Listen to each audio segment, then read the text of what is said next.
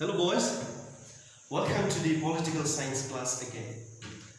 As you know, in the last class we were discussing on the topic unitary and federal states. We have learned their meaning, their features, merits and demerits. And in today's class we are going to discuss about some helpful conditions for the successful working of a federation. See, most of the big states of the world prefer to have a federation. But just having a preference to have a federation is not enough. There needs to be some conditions, some requirements which make federation work. So that's the topic for today's lesson. Let us see what could be the first condition to have a successful federation. Number one, desire for unity and strength. They must desire, and when we say they, it refers to the people, the government, ministers, the entire nation, right? The entire nation must desire and they must have a sense of that unity. Yes, we need to have a federation and they must be aware of the fact, aware of the topic or all the clauses, both negative, positive, merits, demerits, everything of the federation. That's very important. Point number two, desire for preservation of individuality along with unity. See, in a federation we have one union government and the entire state is divided into different federal states. So all these federal states or the provincial government, they have their own culture, they have their own history, they have their own linguistic, cultural background.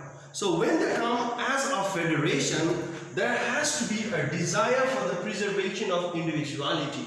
When they become one with the union, they should not lose their personal identity. For an example, let's say West Bengal is one of the local government, one of the state government of a big federation like India, right? As Indian, we have our own culture. As Indians, we have our own identity. But the people of West Bengal, they have their own identity. Likewise with Sikkim, which is a part of India. As an Indian, we have our own identity, our national identity. But as a person from Sikkim, he or she has got its own identity. So when we come as a federal state, when we come in union with the center, along with the national unity, we must also keep up or preserve our individuality.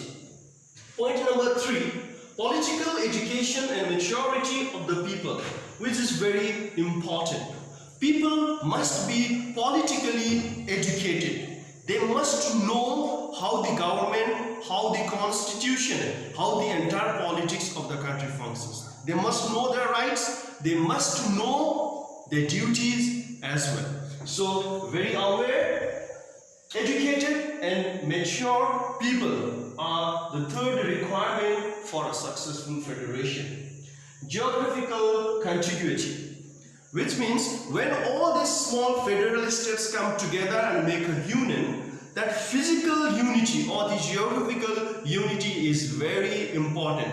We cannot have a federation where one province is in the north and there are other countries in between and the other province in some other directions. No, they have to be intact, they have to be side by side. Geographical contiguity is also very important for the successful running of a federation.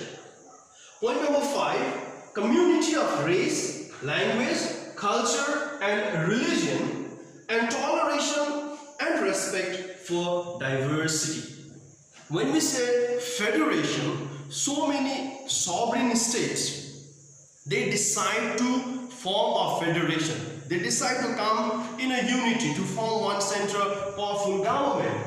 So in that case, all the states coming from different social, geographical, linguistic, religion, historical backgrounds, they have their own race, language, culture and religion. So just forming a federation, they should not lose their individual identity first. At the same time, that doesn't mean they should not be concerned with the unity of the entire nation. There comes the unity in diversity. They are diverse, yet they are united. So that has to be there for the successful running of federation as well. Number 6, approximate equality among the member states of the federation. Approximate equality. For an example, we have 28 states in India, right? All these states, in matter of geography, in matter of economic resources, in matter of natural resources, in matter of size and population, all are not equal. But when we say a federation, at least approximate equality among all the members, at least they can be given an equal opportunity in the field of education, maybe in the field of development, in the field of job and other necessity of their day-to-day life. So the center must take care of that. Approximate equality among all the member states has to be there in federation. Moving on to point number 7, similarity of political institution and alert political parties. All the political institutions and political parties, they need to be alert. That's very important, right? They should be knowing what they are doing and what are the precautions they must take as a political parties. What are the plannings, what are the visions that they must see for the nations to bring our country, to take our country in further in the field of development, in the field of, let's say, education, economy, job, and there are others. So that is very important. All the political institutions and political parties must be alert and they must be visionary. Number 8, similarity of social institutions. There are so many social institutions in the country. They all have their own charism. They have their own field of works. Whatever different works they are involved in, whatever different charisms they have, but at the end they must have same thing in common, that is the unity and the integrity of the nation. That's important too. Finally, point number 9, approximate equality of the development and checking of regional imbalances. Many a times, different provinces or different, let us say, local government in a federation are in dispute with each other. One of the reasons for this dispute is regional imbalance. What is regional imbalance? If you see in most federation, some states are well developed in the field of, let's say, economy, in the field of employment, in the field of education.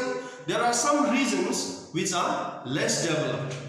Regional imbalance. That regional imbalance could be maybe because of the geographical features of the country. There are some states. If you take the example of India, there are so many northeastern states where there are no airports, where there are no railway stations, so communications become quite difficult. That is just one example. There are so many other problems due to which all the regions in the states are not equally developed. But the center must take care of that. Just taking excuses of geographical features, just taking excuses of this kind of natural features, they cannot be partial in developing the states. So the center must take care that there has to be approximate equality in the field of development for all the regions.